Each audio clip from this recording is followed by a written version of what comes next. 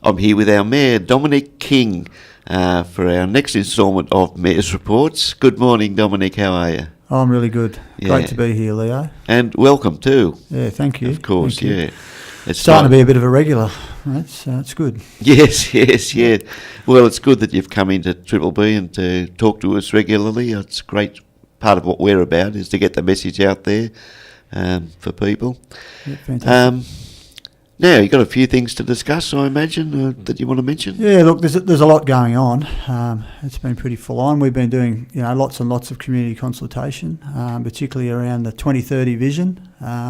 We'd love to see a lot more people there, but we've nearly been through that. We've had two meetings in the three main towns, and just asking people about what they'd like to see in Bellingen in 2030. So that's been a big thing, and we've been doing a lot of consultation with small business, and we did 3 dinners with them, and so we've been busy, and there's a lot going on around all sorts of things. I was actually yesterday down at Nambucca talking to the local member Melinda Pavey and the Nambucca mayor about the highway handover, which was was a bit of a worry to us about them giving us another big asset to depreciate, and the responsibility too, isn't it? Really? Yeah, that's right. And we certainly, the message was we don't really want to take that road over, and we certainly don't want to take the bridge over at Urunga, because that's a $30 million bridge, and so thanks very much. It's out of the league of most of the bridges in the Shire. Well, that's right. So, but that was a pretty good conversation, and I think they're going to classify that as a regional road, which means they'll do the maintenance on it. The next battle is for us to actually say, actually the renewal's got to be your job as well. So we're certainly working on that one, because it is, when you do pick up big assets like that, your bottom line is affected, because that's depreciating all the time. And the maintenance, or I guess on that big bridge, would probably be the same as all the other little bridges that we need for our access. Yeah, that's right. Yeah. And it's there's the issues with it being in salt water and all that stuff. So I was doing that in the morning, and then in the afternoon we were over at Coffs Harbour with the councillors from Nambucca, Bellingen and Coffs Harbour, talking about the next waste contract, the next 10-year waste contract, and hopefully there'll be some good news around that. So but we have to.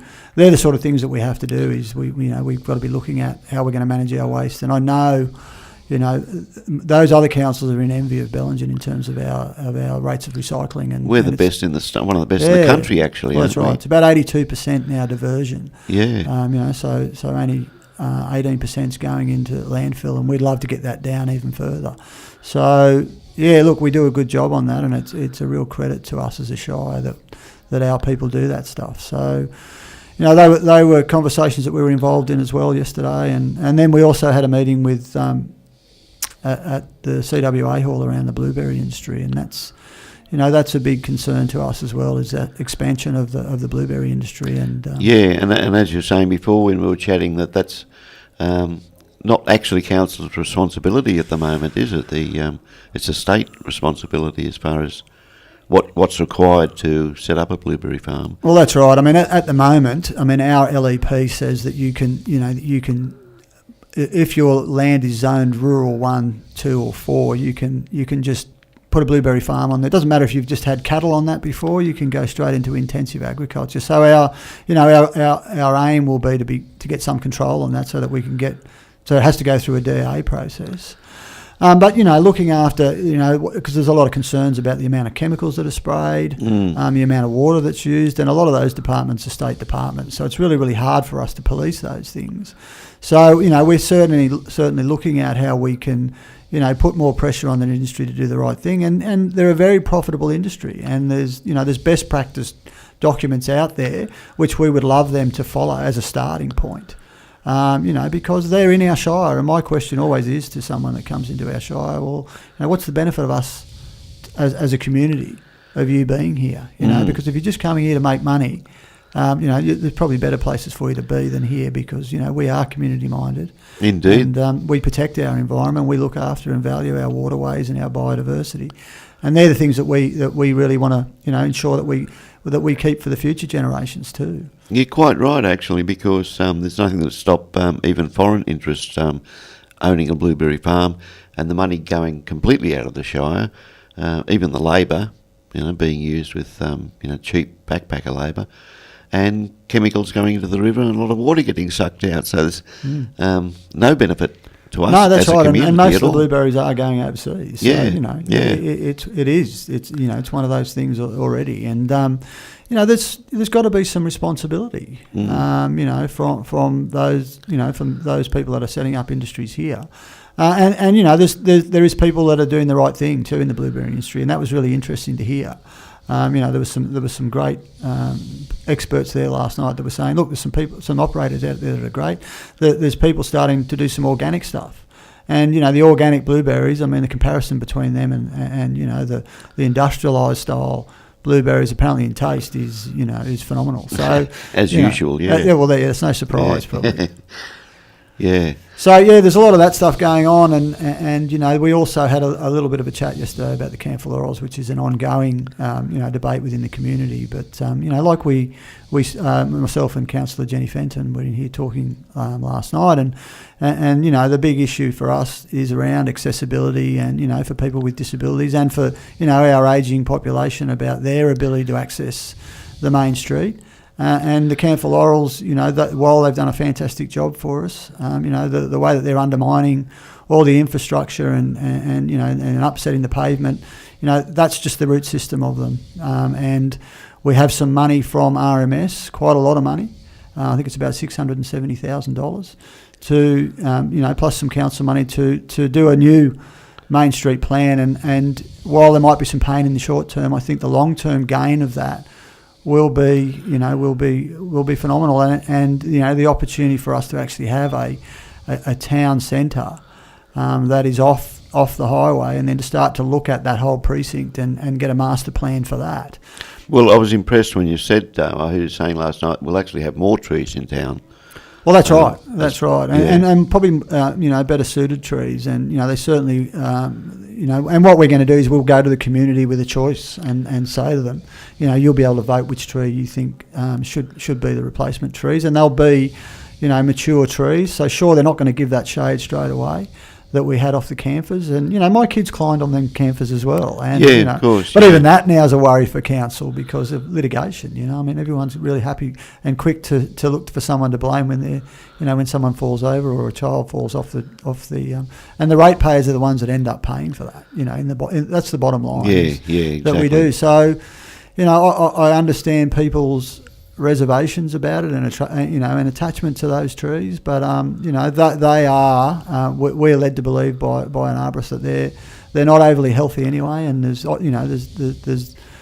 chances of limbs falling and all that sort of stuff, and we've seen that already. So that the money's there now, and the opportunity's now, and we've got to grab it, and I think we will in the end appreciate the changes to that area. Yeah, well, that struck me too. And the fact is, there's no point waiting until they're dying or sick in the future, because then that money won't be available. No, that's right. And so it'll be too late then. And if they're going to have to go eventually, the money's here now to do not just that, but to put new trees all around the town. Yeah. And it'll make it much more pedestrian friendly. It will change the main street.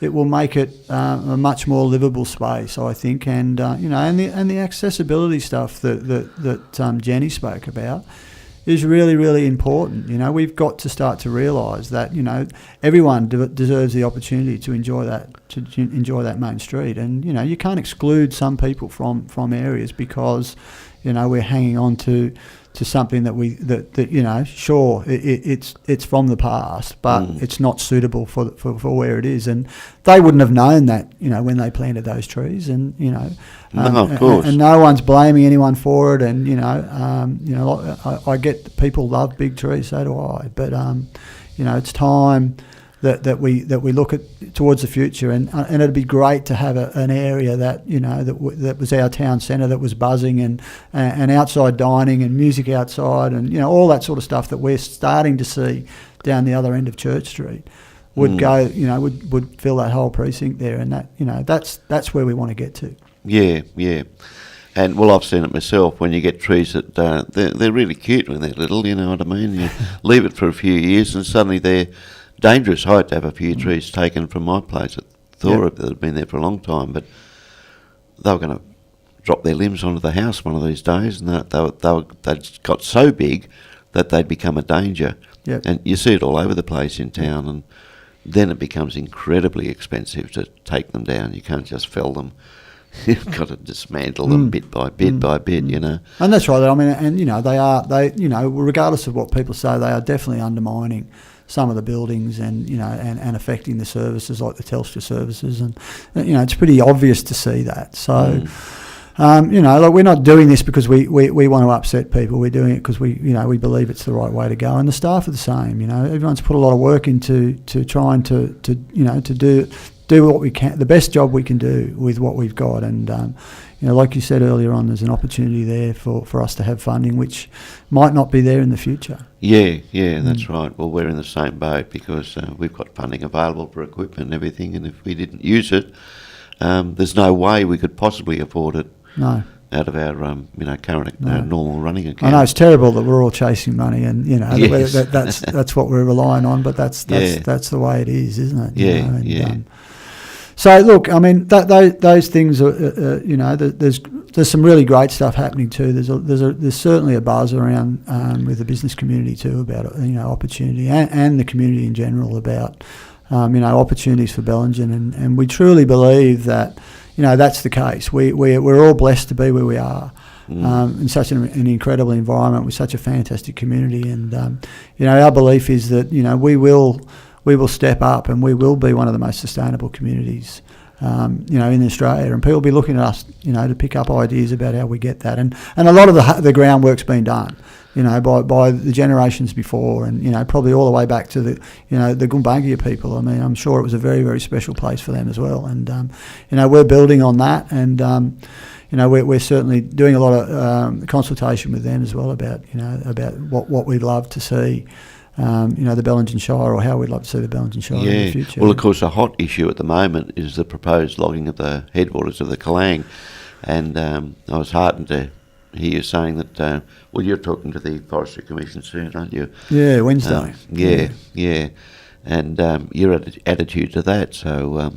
yeah, well, look, I mean, you know, those forests are all forests in recovery mode, and, you know, there's stories of you know, the canopy of the forest being 3 times the height of what they are now.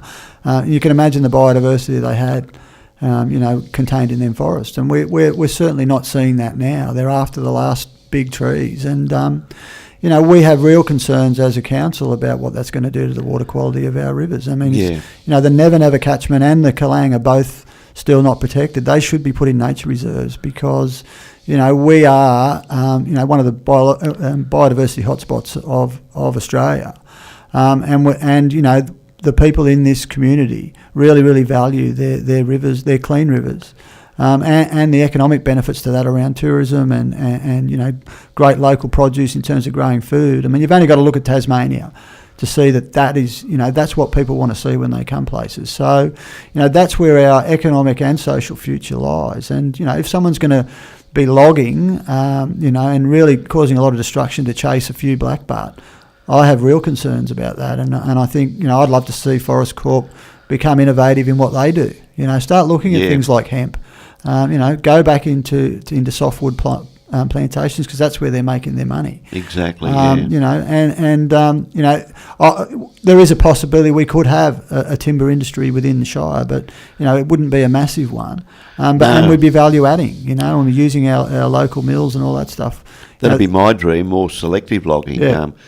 I was saying before, when we had one of the Tarkey 3, then the Tarkey 2.